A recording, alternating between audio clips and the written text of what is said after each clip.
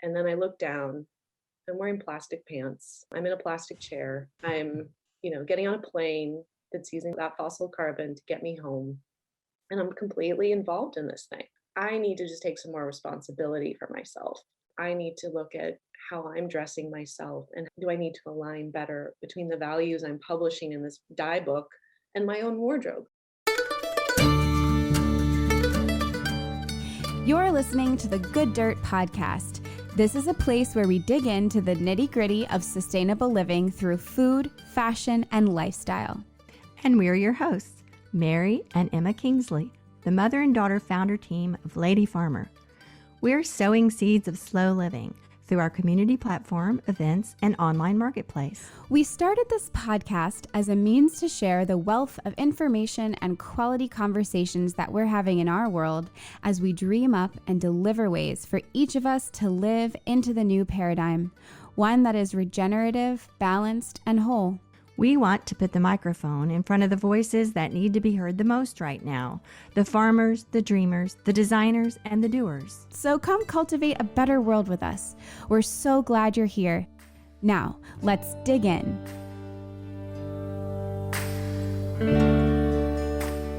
Hey, Mom. Hey, Emma. Guess what? Next week is Fashion Revolution Week. Yes, and for those who might not know, Fashion Revolution is a nonprofit organization and movement that was founded in the wake of the Rana Plaza disaster in Bangladesh in April of 2013 that killed over 1,000 garment workers. Fashion Revolution is an incredible resource if you're interested in getting involved in changing the industry. And as Lady Farmer, our beginnings started with creating a sustainable fashion line. We call it the Essential Collection. And so Fashion Revolution Week has always been an important time for us to highlight this part of our story.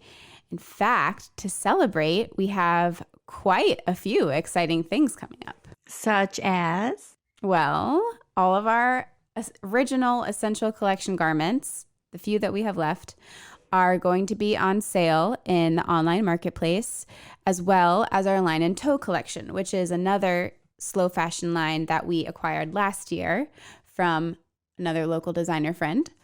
Additionally, we'll be giving away 7 total Line and Toe garments next week via Instagram. So watch our Instagram feed next week. There'll be a different post each day highlighting each of the different garments, and all you'll have to do really is comment and tell us which one you want, and we'll just be randomly picking lucky winners. So keep your eye on the We Are Lady Farmer Instagram for that.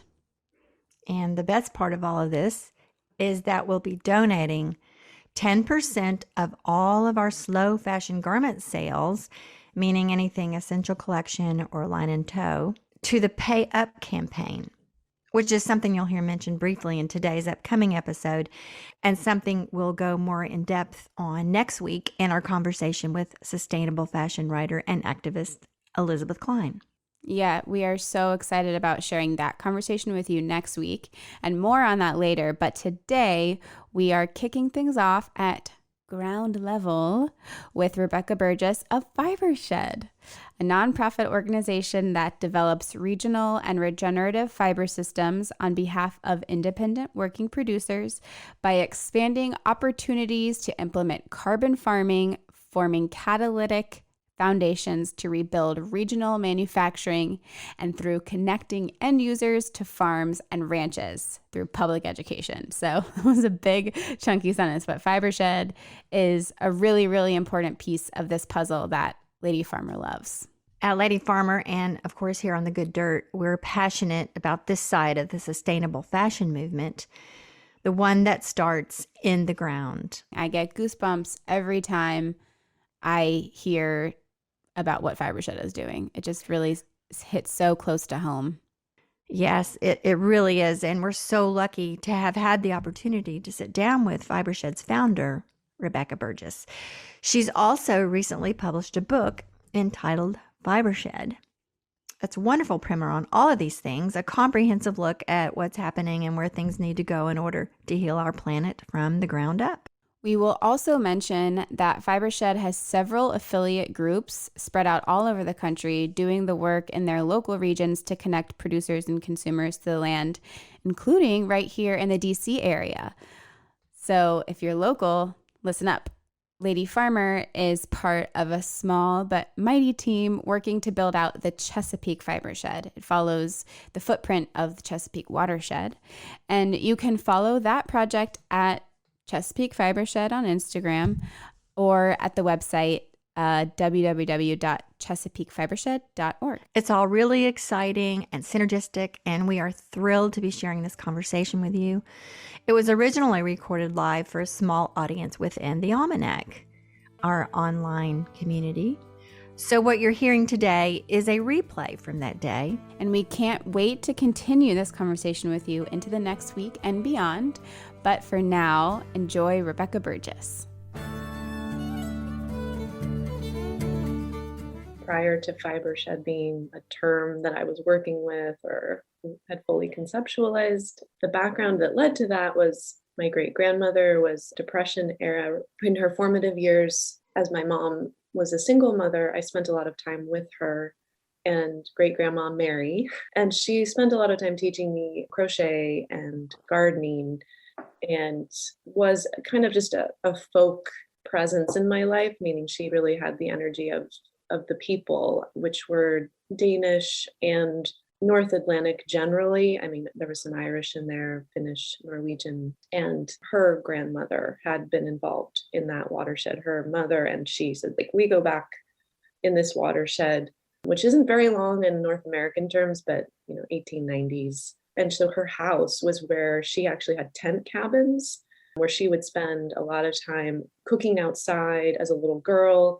They lived in a tent cabin in the summers, and then they would have a little cabin in the winter that was enclosed, but they lived outdoors most of the summer. And so then they built a house on that land in 1954. And then she provided that house to my mother when my mother got remarried. So I actually did spend a lot of time on this one land base that had kind of been going through transitions and family tending for a long time. And it was on a brackish water estuary. And so there was a lot of tidal influence, a lot of coming and going, a lot of migratory bird patterns, a lot of egrets and herons. And so anyway, this interface of dynamic ecosystem combined with a very grounded and place-based garden and way of doing things on literally one plot of land. Fast forward, I mean, my mom sewed my prom dress. I got to college and started studying weaving because my roommate was from Peru and had a very ancestral line back to backstrap weavers. And she was learning how to reweave herself back into her Peruvian roots. I kind of followed suit with her, started taking weaving classes and understanding materialism in terms of the architecture, not just the surface attraction we have to clothing, but how do you actually construct textile? And then fast forward further, had day jobs, spent time putting money aside so I could travel to village cultures in Doi Tao, the Koran tribe in northern Thailand, out through the Indonesian archipelago, and understand what textile cultures looked like when they were fairly uninterrupted. Everything's been interrupted by colonization to a degree, but some less than other communities. And so I was looking for those kind of uninterrupted cultures to see what music, food, and textile culture looked like when it was woven together. Brought that back to the US, realized that, the best kind of solution I felt in my heart was not necessarily to go and help communities to, fair trade project. It was like, no, their subsistence economy is quite beautiful. Like, I don't want to mess with that. That would be another colonial intervention, but in a good-hearted way, right? But that's kind of been the problem the whole time, is the saviorism thing. So I came back and I was like, okay, what do we need to do here as settlers whose my ancestry only goes back to the 1890s in this land, but the Coast Miwok go back 13,000 years. And frankly, my community's made a mess of this landscape in like 200 years. It's like fairly destroyed. So, what are we missing here? I'm always trying to bridge like cultures that have lasted much longer than ours. And what are the threads or the recipes? Not that we culturally appropriate from them, but we look at like, what are the ethics and the deeper threads of continuity that we could start bringing and putting into ourselves? What is the Indigenous heartbeat that we need to see operationalized in our communities? And so that's ultimately what Fibershed is helping to provide, like a foundation to explore that question. So it's like, people here in the US making their own clothes again. It sounds so simple. Yeah. But with like 2% of our clothing made here, vertically, I would say, that you can put made in the USA tag on something where buttons have been sewn here, but like everything else was made elsewhere. So like, to really ethically produce everything within a community where we're all contributing to the same tax base and we're using that to agree on the whole social safety net. Like people are like, well, made in the USA, is that just some nationalist thing? I'm like, no. Do you want your democracy to work? Do you want a social safety net to work? You have to contribute to this society. And we can't contribute if we're all in the service industry. We have to make things again. We have to contribute and make this work. And this is about production. It's about becoming a producer, not just a consumer. Yes. And tell that story of when I think you were sitting in an airport getting ready to fly back, and you had that moment where you got your idea. That was the genesis of Fibershed. If you would tell that, I think that's a wonderful groundwork for everything that's happened since then. Thank you for that question. Well, that was a kind of a coming to God moment with plastic, fossil fuels. So there was a moment in which I had spent a lot of time with women ethnobotanists. They're natural dyers, they're women whose life is about going into the forest and or out into the semi-arid or desert landscapes all over this country and coming to terms with their place and harvesting and metabolizing these materials into color. So really got to know the Northern Rockies and this wonderful Diné family and their work with wild carrot and cliff rose. And so again, this beautiful kind of plant immersive experience, place-based experience. And then I'm using an airplane to get around. And as I'm using that airplane to get around, I'm sitting in an airport and I'm watching CNN now because they have it blasting everywhere and can't avoid it. And it says, Obama sends X amount of troops, I think it was 2009, into Afghanistan. And it was clear, it's always clear to me that, and it should be clear to all of us, that US militarism is very driven by the protection of fossil fuel infrastructure and extraction. I mean, we would have saved Tibet if Tibet had oil. That's what the Dalai Lama says. That, we would be in lots of places in the world if we really cared about democracy in its truest form. And I know we care, some of us, but I don't think that is the exceptional reason why we're going out into the world and protecting, air quotes. So I was like, okay, enough, enough of these interventions for oil. And then I looked down, I'm wearing plastic pants. I'm in a plastic chair. I'm getting on a plane that's using that fossil carbon to get me home. And I'm completely involved in this thing. I'm swimming in it. And so again, it's 2009. I'm young, much younger than I am today in mind. And just thinking, I don't know what to do. I've done direct action. I've started college campus groups. I've been so involved in an anti-militarism scene, but we are still swimming in this stuff. We're like onions. We keep peeling off the layers of ourselves to find like what our essence is. And so the layer where I was I need to just take some more responsibility for myself. I need to look at how I'm dressing myself and do I need to align better between the values I'm publishing in this dye book and my own wardrobe? Yes, I need to make those commensurate. So that's when I came home. And within, I think, 10 days of sending the manuscript off, I had already started a Kickstarter campaign to say, I'm going to try to make a wardrobe that's 100% from these fibers in my community and naturally dyed, and the community of knitters, weavers, felters, and artisans are going to help me produce this. And I need a little bit of startup support to document it and to pay everyone fairly for what they're contributing to this wardrobe. I called it, the Fibershed wardrobe. It did work. And it actually expanded. I had no idea how much opportunity there was because, again, I didn't have that lens. I had my consumer lens on for my whole life. It was just about Yeah. what can I buy? How can I buy ethically? But I had not really deeply transitioned myself towards a producer and what it means to rely on other people to provide you what you need to survive and strip yourself of everything else. And you're only in relationship with those people to create really an ability to survive the night. I would be more at risk of dying of hypothermia within a 24-hour period than I would dehydration. We don't realize how fundamental clothing is. Shelter, our first form of shelter, our clothes, our second form of shelter, our homes. You wouldn't be around for very long without them. So it stripped me away of all the things around fashion. And I was like, no, it's essential. It's essential. I just wanted to clarify that your first book that you submitted in 2009, did it come out in 2009? It was about natural dyes. So it sounds like in the time that you submitted it and just a couple weeks later, you had really pivoted from kind of a standpoint of an artisan to really immersing yourself into the ethos of really wearing and being these things that were made locally. And that's really interesting that it happened right then in that time span. So your first book about natural dyes, and then you began the experiment, which led into Fibershed. And your Kickstarter was the beginning of that. We kind of heard the genesis. And so skipping ahead to someone who might be tuning in and has no idea what any of us are talking about, if they were to go to the Fibershed website right now and look around, what does the Fibershed look like right now in 2021? What are you guys doing?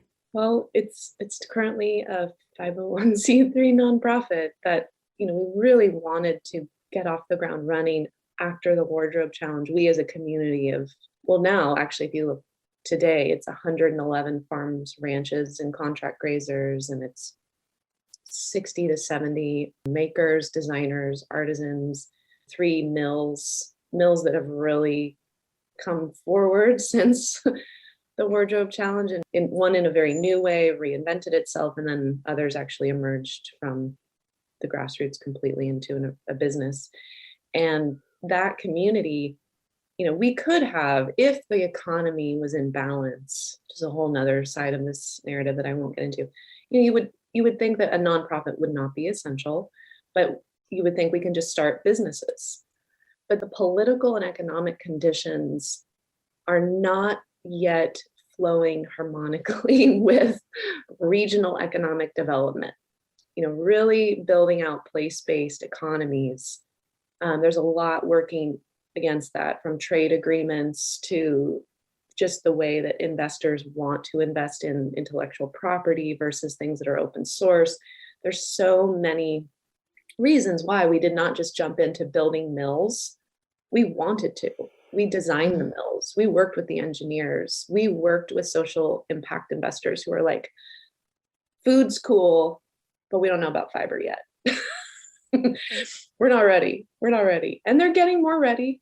So the nonprofit work is like, okay, let's educate and support our own education. Let's understand who we are. So we do a lot of ecosystem mapping at Fibershed.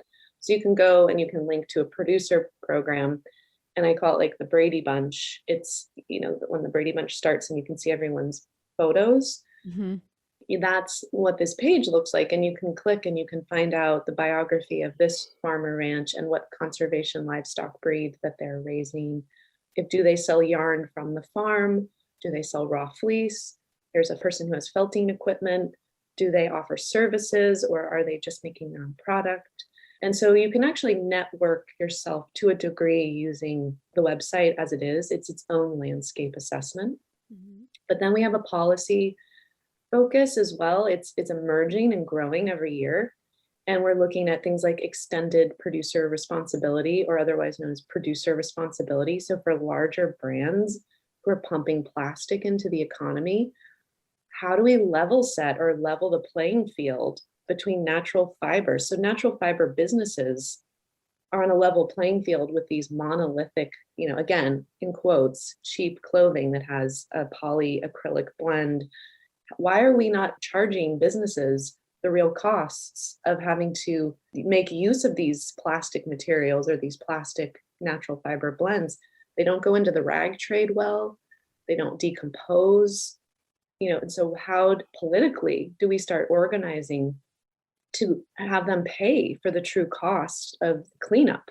That's work that we're getting involved in this year. But we also have something called the Regional Fiber Manufacturing Initiative, which is financial modelers, engineers, committees of people who are from the farming side to the manufacturing side, who are design charretting how a Western textile district could look. So the idea is that we need to put districts, mill organisms, not just one mill, but a few independent mills that work collaboratively. So a designer can come into the scene with designs and work with the mills as partners, not as people you come in and niggle out the last penny from them, which is what goes on in contracts in Asia. Mm-hmm. It's a penny more than I thought. But really partner with people and create in a partnership or collaborative space. And I envision, like the North Carolina Textile District has created, a replication of those districts.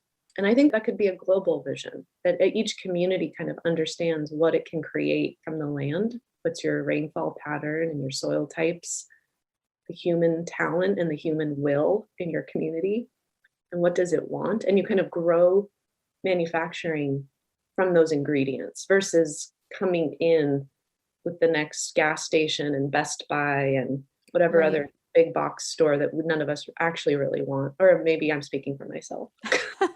No, that's fair, I think. Yeah, it's like a different vision of land use, instead of like, as you say, which strip mall can we put on this piece of available land? It's more like what could be grown here, and not in terms of like corn or soybeans or, conventional agricultural terms, but what can actually be grown here? I mean, can we grow flax here? Is this a future place for hemp or fibers? And in your book, Fibershed, you really talk a lot about the potential for fiber as a viable business for American farmers. And for some reason, it doesn't seem to be on, the radar at all, how this could actually be a market. And I know we have to build those marketplaces. We have to build the processing and infrastructures so that the farmers can see their way to actually making a living off of it.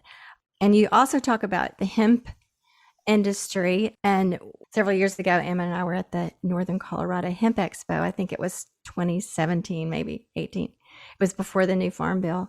And there was a whole auditorium full of people, and probably, I don't know, we might have been the only ones in there that weren't there to grow hemp for CBD oil. The guy that was speaking said, all of you out here, do you realize what a potential there is in growing hemp for fiber? It doesn't seem to be in people's consciousness as a direction to go. Why do you think that is? Oh, because of the economics of it. The way that the industry kind of went was, Eastern European hemp growers have beautiful, back in the 80s and 90s, there were some people who were in the hemp industry. I think Eric Herm, trying to think, people who saw hemp for all its multiplicity of value, started like the Hemp Industries Association. I remember going to meetings in DC and Maui and, really interesting holistic thinkers who were really behind the eight ball politically. They knew that there was a long time before they would be able to grow hemp. And so they were in it, I think some of them on a spiritual level, like really relating to like the idea of a plant as a solution. What does that mean? And so I resonated with this idea that we should be exploring every aspect of what the plant offers. Now, economically, that actually does technically make sense because 80% of the biomass of the plant is woody herd. So you would need to build markets for animal bedding, hempcrete. Maybe refine it granularly enough that you can put it with clean adhesives into bioplastics or composites for car parts. I mean, that's what that 80% of the woody herd could do. And then the 12 to 20% of the plant that actually has that bast fiber, there's very few places in the world where they knew how to manage that towards a textile grade fiber. Eastern Europe, we saw some of those fabrics getting imported. At least I did in my kind of lifespan. I was buying dew-retted, long staple spun hemp jeans in little boutiques in Mendocino, California, back in the early 90s. And those Eastern European mills were still producing. There were men and women who knew how to do the do-ready. There were men and women who were running these small mills. They disappeared kind of from Western Europe, but Eastern Europe, due to economic, the West would say, oh, they weren't as progressed. But whatever, they were keeping their indigenous hemp traditions alive. But those mills started to close. And then the last most protected part of the world growing hemp was China, which has a 5,000-year history with it.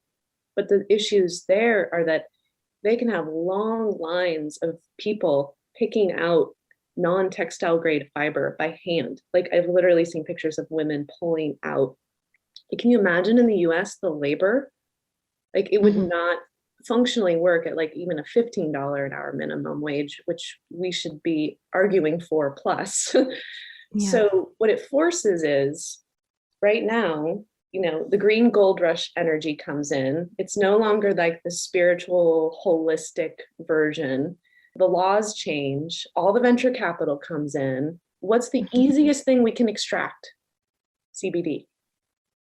We have the technology, the venture capital upfront, capital costs are low. Oh, textile? You mean it's only 20% of the plant and we can't mimic what the Chinese did? The Eastern European models were very village style.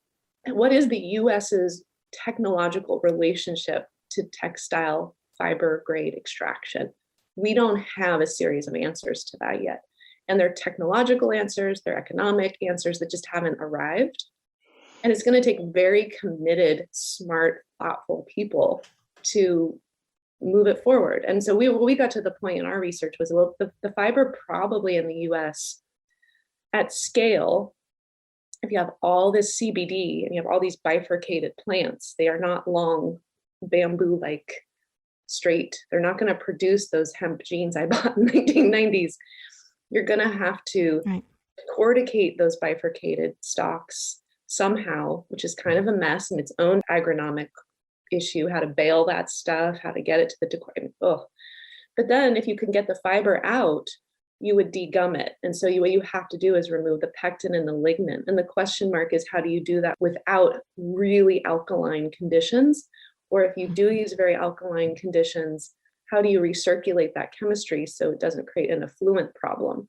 Because it is unlikely we're going to see the old school do-redding take shape at a scale that would clothe enough people. I think at an artisan level, we should be keeping those traditions very alive. Yeah. And that's what the community gardeners and the nonprofits and the villages should still be trying to harness that. But I think at that industrial scale, we're just not going to see those investments until some technological hurdles have been overcome. Well, you mentioned that this community in North Carolina was investing in a small scale processing facility. Has that happened? This was a couple years ago, I guess. 1 Acre Exchange. I don't know if that's who you're referring to, but Tyler Jenkins has been working with Farmer Jeff and Katie Haberman Textiles. And yes, I mean, they continue to put one foot in front of the other. Like they manufactured a small scale tabletop decorticator with 2 students who really engineered it and put it together. It would take more capital investment to put a 2-stage motor on it. It was hand cranked, but it worked really well, and you could kind of open source the plans and build it yourself. We've open sourced decorticators that were built out of wood. So we have those plans, I believe, still on our website. Decortication, right, is just you put the stalk through these gears and the fiber comes out and the woody herd drops. Yeah. And you can start doing that separation. And so we've open sourced plans. Tyler Jenkins and his community are still working on how to remove the lignin and the pectin effectively to soften the fibers. That's somewhat part of this year's exploration again. I mean, it's just every year trying to refine and refine. And I think the ingredients to success are time, patience, and capital resources. And again, human passion, which I think is generally, you can keep human passion alive when you support people to do the work and you are patient with them. Good things happen there. Yeah. Time. I think there's so much energy towards getting it legalized and getting it off the controlled substances list and so forth. And then that happened. And then it's just been this kind of like, okay, where is it? Of course, it's different in every location. But anyway, that's interesting. Thank you for bringing us up to speed on where hemp textiles are. I just have one vantage point, but You've sort of so beautifully and articulately laid out so much for us here as to kind of the issues and the hurdles and your previous answer as to why it's not economically really viable or attractive right now. So I'm curious, what is your driving vision for the future? How do you see this working, and what do you hold out in front when you leading Fibershed and the projects that you choose to move forward with and direct? Do you have like a clear, is it in your like outline, like this is where we need to go, or is it more organic? And how do you sort of put one foot in front of the other? And well, I think it goes back to, you mentioned what would people see on our website. We also work really a lot with this idea of the carbon cycle on, how to harmonize with this bigger earth cycle that either if we don't harmonize with it, we'll continue to destabilize our climate. If we do harmonize with it, we have a chance of stabilizing the climate. So when you look at everything through the lens of carbon and really trying to find a way to, again, harmonize with this bigger earth cycle, we worked with a woman from the Union of Concerned Scientists, but she was at UC Berkeley. She was a postdoc at a biogeochemical lab, Marcia Delange, and she did an analysis with us of what it would take to create truly climate beneficial clothing that has not a net emission, but it actually is responsible for sinking more carbon into the soil carbon pool, even through the use phase. So once you get that textile in your closet, washing it in cold water, air drying, what would it look like to really stabilize the climate through how we wear and what we wear? And it required regional supply chains. This idea of shipping things long distances just doesn't actually functionally work. Last night I saw they're going to have a wind and hydrogen fuel cell maritime shipping industry. So we'll still be able to, move things around the world.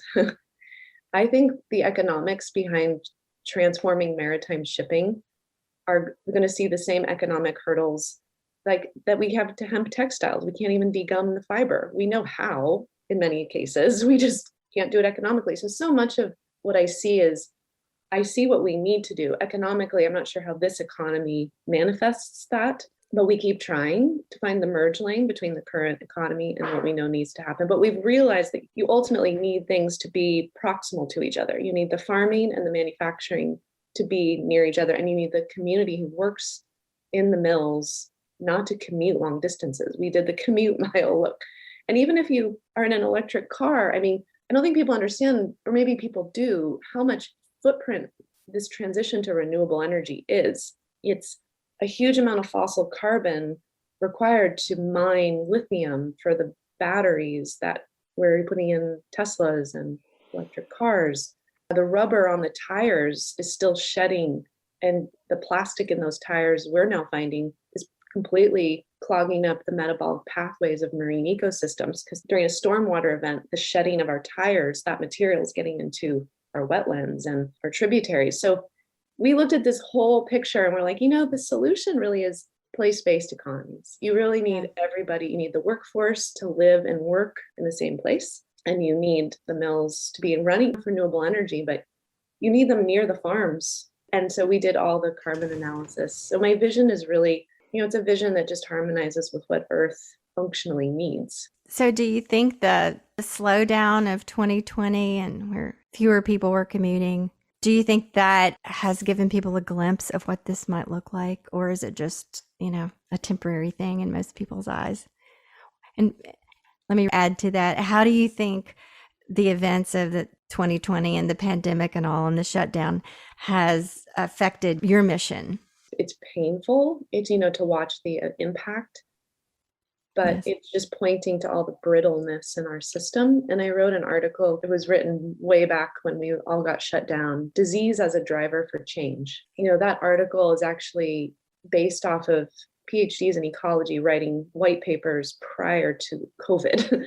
Like, generally speaking, ecologists understand disease as a driver for change, and that disease creates new state changes in ecosystems.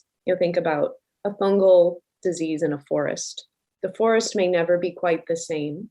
there's a causality for that, and to allow it to fully express itself as a disease in a forest, that this forest becomes something new. There's might be a succession of new plant life that has to come in. These are hard things for humans to watch in the lifespan that we have, which is very short.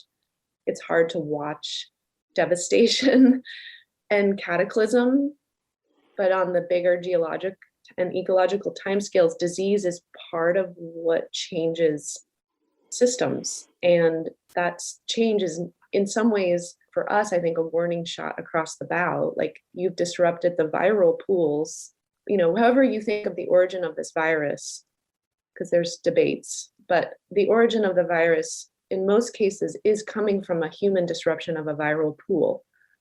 It's wildlife trade, it's contained animal feeding operations. That's where the virologists study, the next virus. They're going out into the CAFOs, contained animal feeding operations across the world, looking for these viruses.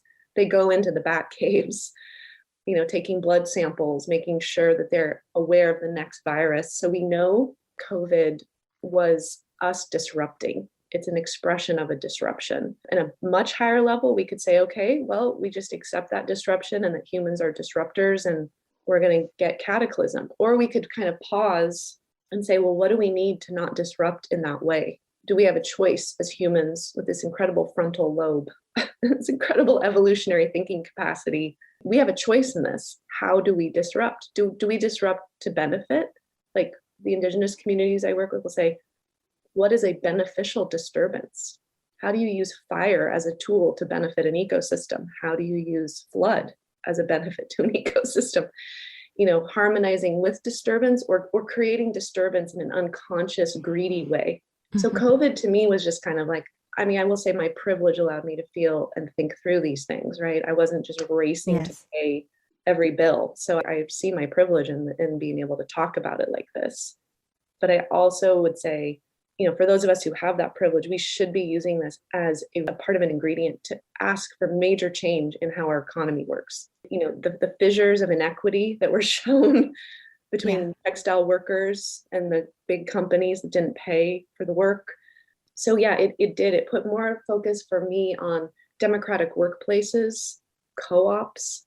If we had co-ops and we didn't have publicly traded companies, you would have never seen women starving in Myanmar because textile corporations were unwilling to pay for inventory, but those mills paid for the labor and the textile and got everything boxed up and ready to ship. And then the company said no. It just ruined whole systems of production and lives because the West just decided it didn't want to pay up. And I thought, that's really sinister. And we've known it the whole time. We've known what neoliberal economics has been doing, but this is what it does under this little disruption of a virus you can't even see. What happens under severe climate destabilization, which we're already starting to experience? We need to create more resilience in the system, which I know is a thing everyone always says, but I think we need to unpack that word resilience for ourselves and really think through what this could look like. And I do believe fiber sheds, food sheds, medicine sheds, material culture sheds, an economy that matches up with the ecology of a place, because economy is supposed to mean the management of a home place. That's what the word's supposed to mean. So anyway, I feel like Fibershed's mission and vision is just only accelerated under these conditions. Yeah. And what is encouraging you lately? What are you encouraged by? What keeps you positive? People going. Like yourselves, truly. People who see and feel into the work and are willing to evaluate what it means for them and take the time in this world that is a very increasingly distractible to kind of just go, well, wait, who is in my community and what could we do together to create essential goods like clothing together? I think that bringing that pause and allowing our humanity to really ripen and flower with one another in community, that's kind of what a Fibershed's attempted goals are, like let people fully express their gifts and talents because everyone's are so unique. And when you have a place-based economy, you start to see like people really express themselves. I'm starting to see that reflected back when we give people the time, the money, the space to create what they're here to create. It's exceptionally beautiful.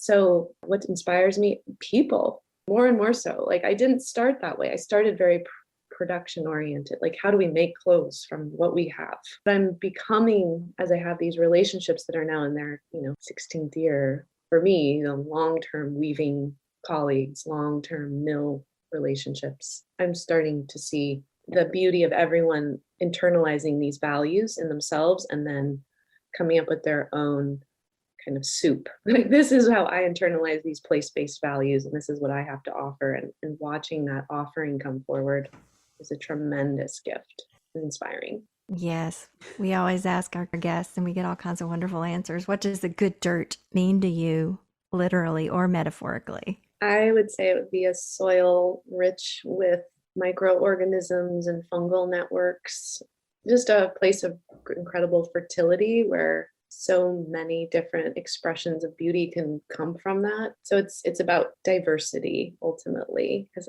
below ground diversity creates above ground diversity. Above ground diversity enhances below ground diversity, and the good dirt is the medium and the exchange between below and above. And I think the good dirt to me is, just a panoply of ecological relationships between things. Nourish the good dirt. That's what I spend a lot of my time doing, actually. That's so beautiful. Thank you. So Inez has a question here. He's Inez? asking about senior citizens, and does Fibershed do any work with like senior citizen and groups for the manual labor? Because in many parts of the world, seniors are a working part of the community. Very much so. I tried in our little home community here, where just in my town, I went to the free senior citizen lunches that are provided by some of the churches. And I asked if people wanted to do some knitting or weaving, and for pay, of course. It was interesting. I think where I'm living here, the conditions that the elderly community, elderly now, a lot of them did not have the ties to the craft. Like it had already been severed. Their understanding of how to knit and crochet. There were only a very small group in my community. Again, this may be very abnormal, but my observation was like they were like, no, we'd rather play golf. We've got other things to do. We want to hang out with our grandkids. And it was a different vibe. And so I wasn't able to create the kind of fervorous community of elders around some of the knitting work that I had thought that might be possible. But I would say in probably most other communities, there's more possibility there, I would hope. Certainly in the rest of the world, it is. Like in Doi Tao, Thailand, the grandmothers were doing all the hand spinning in their homes. And then the hand spun yarn would go to women who were mother age, not grandmother age. And then they would backstrap weave, but they would do it in one big communal area as mothers, because their small children who were under the age of maybe 6 would all communally kind of run around this open air bamboo and teak open air workspace. And so when I would visit in the village, I'd walk like 25 yards from the common workspace where all the mothers and the children were to the grandmother's cottage, and she would be doing all the hand spinning. And literally you're walking the material. Can you imagine? No maritime shipping, no diesel trucks. Here's my yarn. I just spun it. This is grandma walking over to mom.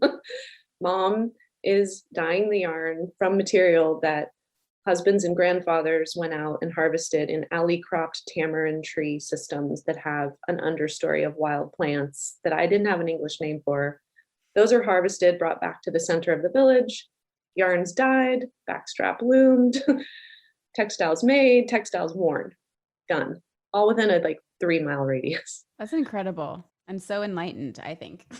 And normal, it's what people used to do. Yeah.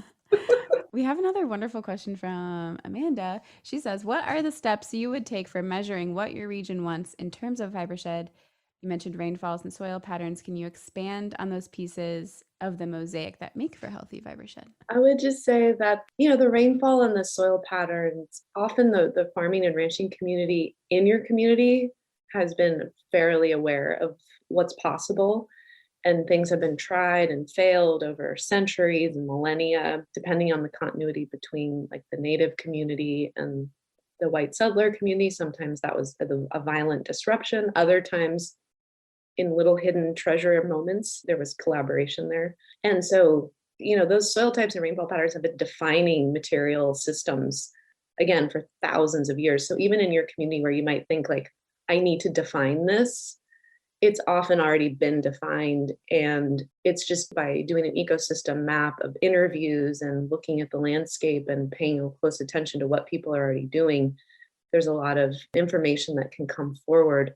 What we use soil pattern and rainfall to define often is when a farmer who's in production ag, who's been tilling fence post to fence post for years since the start of the Green Revolution, we use those soil types and water rainfall patterns to understand how to repair systems that might be a little bit broken and there's no evidence of what was and what used to grow has been totally upended. So Fibershed doesn't generally create wholly new systems. Sometimes we have to, but we're often just kind of creating a tapestry with hints and knowledge from surrounding people who gathered it. We often are an aggregator of knowledge versus an innovative creator of something completely new.